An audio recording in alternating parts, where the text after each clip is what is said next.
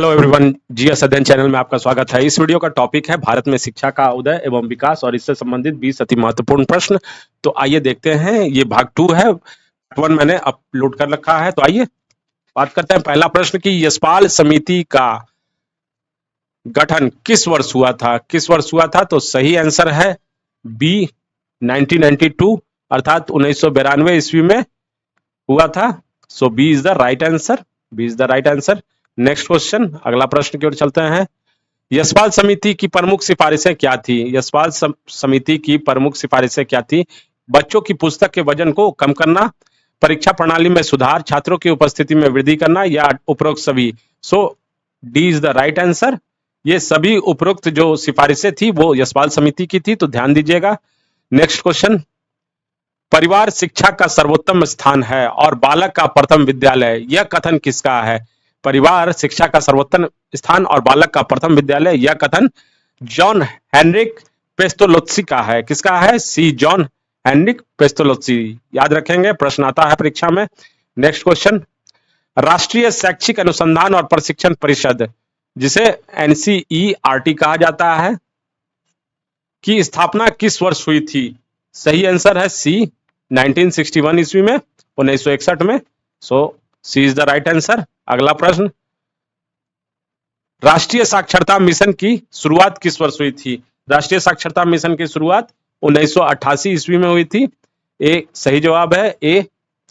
Next, operation black board नामक कार्यक्रम की शुरुआत कब की गई थी? ऑपरेशन ब्लैक बोर्ड नामक कार्यक्रम की शुरुआत 1987-88 ईस्वी में हुई थी। सो सही जवाब है बी। Next question, question number 7, operation blackboard कार्यक्रम का उद्देश्य क्या था? ए बुनियादी सुविधाएं जुटाना, स्कूल में बुनियादी सुविधाएं जुटाना, एक शिक्षक वाले स्कूल में 2 शिक्षक की व्यवस्था करना, विज्ञान एवं गणित की पढ़ाई का स्तर ऊंचा करना और उपरोक्त सभी। तो ये सभी जो उपरोक्त है, ये कार्यक्रम का, ऑपरेशन ब्लैक बोर्ड कार्यक्रम का उद्देश्य था, तो याद रखेंगे। अगला प्रश्न देखते हैं। अगला प्रश्न है कि मुक्त विश्वविद्यालय की स्थापना सर्वप्रथम कहां हुई थी? मुक्त विश्वविद्यालय की स्थापना ए इंग्लैंड में हुई थी सर्वप्रथम। ए इज द राइट आंसर। अगला प्रश्न है, मुक्त विश्वविद्यालय स्थापित करने का विचार किसका था? विचार किसका था? मुक्त विश्वविद्यालय अर्थात ओपन यूनिवर्सिटी, ओपन यूनिवर्सिटी का विचार किसका था?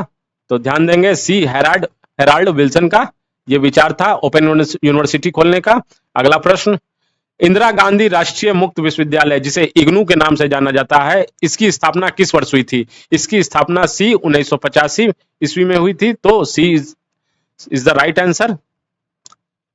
इग्नू, इंदिरा गांधी राष्ट्रीय मुक्त विश्वविद्यालय का मुख्यालय कहां है? ए दिल्ली। ये भारत में सबसे बड़ा ओपन यूनिवर्सिटी है, याद रखेंगे इग्नू। अगला प्रश्न, राधा कृष्णन आयोग की सिफारिशें किससे संबंधित है? राधा कृष्णन आयोग की सिफारिश किससे संबंधित है? प्राथमिक शिक्षा, उच्च शिक्षा, तकनीकी शिक्षा या मध्य शिक्षा? तो सही आंसर है, सही जवाब है बी, उच्च शिक्षा से संबंधित है राधा कृष्णन आयोग। और इसके आयोग के अध्यक्ष थे डॉक्टर सर्वपल्ली राधाकृष्णन। और ये आयोग 1948 ईस्वी में इसका गठन किया गया था, याद रखेंगे। नेक्स्ट क्वेश्चन, अगला प्रश्न की ओर चलते हैं। बनारस हिंदू विश्वविद्यालय की स्थापना किस वर्ष हुई थी? बनारस हिंदू विश्वविद्यालय की स्थापना 1916 ईस्वी में हुई थी। सही जवाब सी है। अगला प्रश्न, नई शिक्षा नीति, न्यू एजुकेशन पॉलिसी जिसे कहा जाता है, new education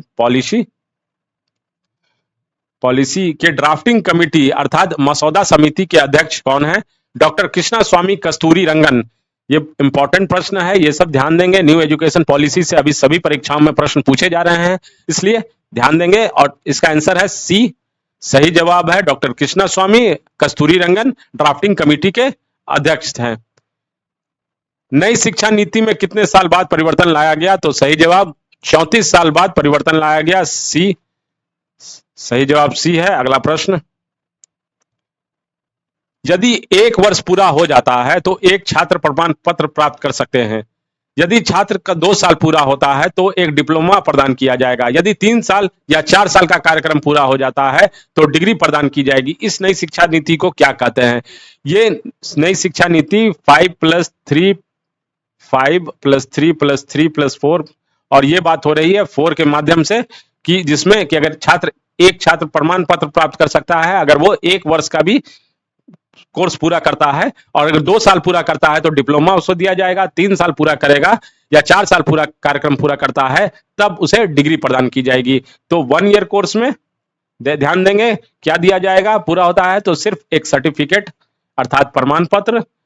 2 year course complete करेगा तो क्या देगा उसे, डिप्लोमा दी जाएगी छात्रों को, और 3 और 4 ईयर होगा तो डिग्री दी जाएगी। तो ध्यान रखेंगे, और इस सिस्टम को मल्टीपल एंट्री और एग्जिट सिस्टम कहा जाता है। So B is the right answer, B सही जवाब है।